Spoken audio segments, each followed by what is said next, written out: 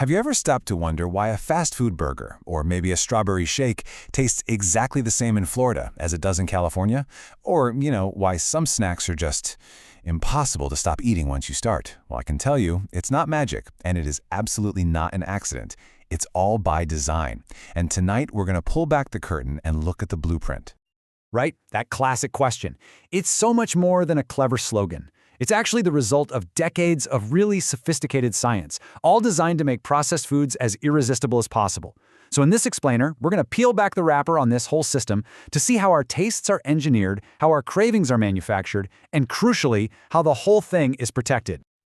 Okay, so our first stop has to be the laboratory, because this is where modern food is born. It's where it's meticulously engineered, not just for taste, but for something way more powerful: craving.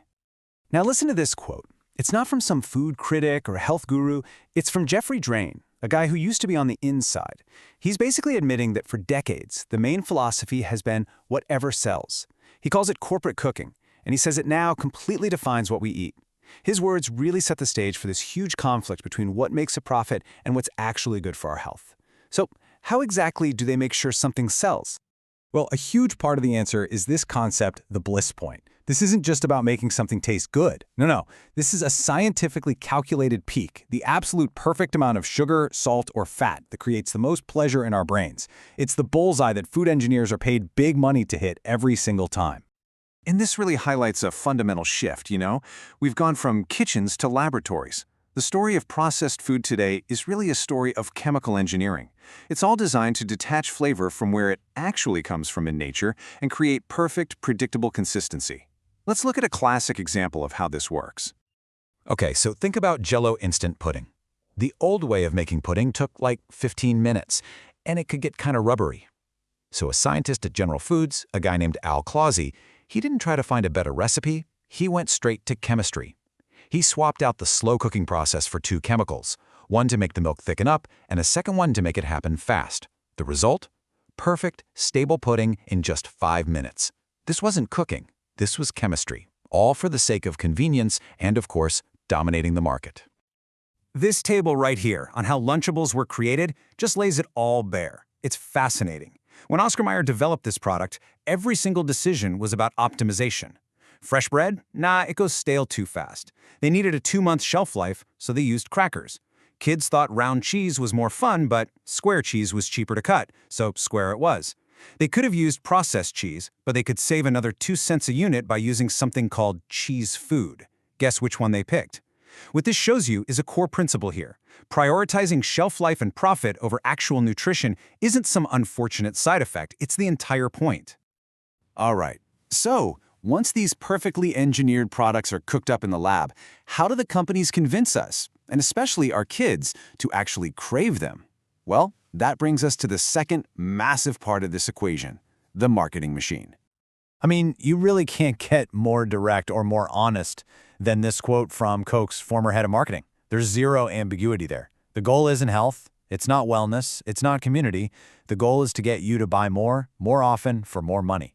That is a brutally honest mission statement for the entire industry. And one of the earliest, and frankly most successful targets for this machine was children. It started with breakfast cereal. When Post had a huge hit with Sugar Crisp back in 1949, the floodgates just blew wide open. I mean, look at these names from the competition that followed. See a theme here? It's not subtle, right? The industry wasn't just adding sugar. They were selling sugar, putting the most addictive ingredient right there in the name. They were co-opting the culture of childhood breakfast. Now, what's really interesting is that we know from internal documents that even back then, nutritionists inside these companies were raising red flags about all this sugar. But this quote from a General Mills VP shows you exactly what happened to those concerns. They were just steamrolled by the marketing department, who basically argued that loading up cereals with sugar wasn't a choice. It was a matter of corporate survival. And the big takeaway here is that this was about so much more than just cereal. This was about conditioning the palates of an entire generation. By getting kids hooked on super sweet breakfasts, the industry was literally engineering their future cravings. They weren't seeing them as children. They were seeing them as future long-term, loyal consumers who would demand that same level of sweetness in everything they ate and drank for the rest of their lives. So you have food engineered for addiction, and it's being marketed relentlessly, especially to kids. But what happens when the public health fallout from that becomes impossible to ignore? Well, we move to the third layer of this whole thing, how the industry protects its turf by shaping government policy. This headline from the New York Times just perfectly captures the firestorm that erupted around one of the most famous bits of nutritional advice in history, the food guide pyramid. So here's what went down.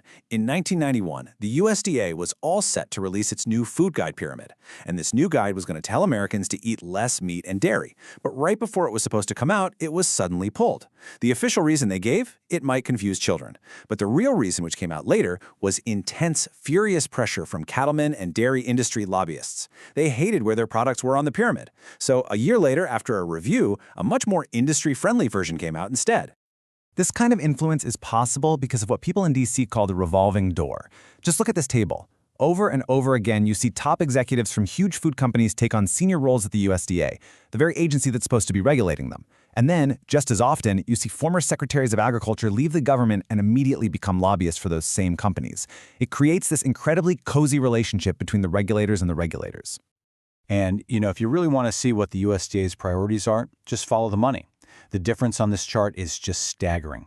Out of a total annual budget of $146 billion, the amount that goes to the Center for Nutrition Policy, the part that's actually supposed to create dietary guidance for Americans, is just $6.5 million. It's a rounding error. It's pretty clear the agency's main job is to promote agricultural business, not public health. So, when you combine all these forces, the hardcore science in the lab, the psychology of the marketing, and the raw political power of the lobbyists, what does it all add up to? It forces us to ask a pretty serious question about what our own choices really mean. When you connect all the dots we've talked about, a really clear picture starts to form. We're not just making simple choices in a neutral marketplace. We're trying to navigate a food environment that has been scientifically engineered to make us overeat, psychologically manipulated to create deep-seated cravings, and politically protected to fight off any meaningful change. This question from author Francis Moralape really gets to the heart of it, doesn't it?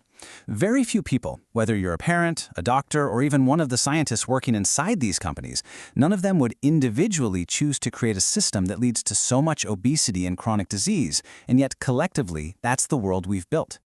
And that leaves us with this final thought to chew on. We talk a lot about personal responsibility, about making better choices.